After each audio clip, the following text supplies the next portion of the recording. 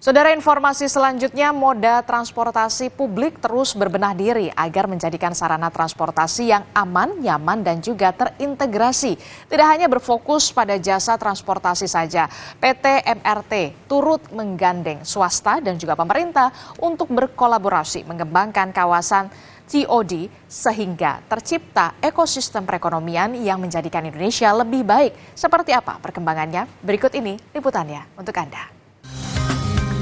Kawasan TOD Duku Atas sudah menjadi contoh kawasan TOD yang mendekati ideal. Pengguna transportasi umum yang transit di TOD Duku Atas sudah dapat menikmati moda transportasi terintegrasi.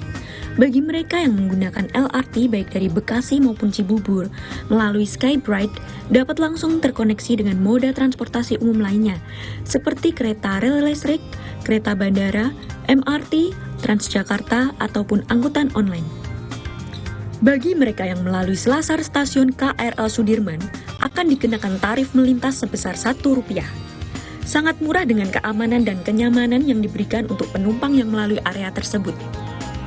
Menurut Gunawan, Kepala Divisi TOD PT MRT Jakarta pada kelas kelima Media Fellowship Program, TOD Duku Atas masih kurang satu PR lagi, yaitu jembatan yang menghubungkan kawasan BNI City dengan area Duku Atas sekitar stasiun kereta bandara.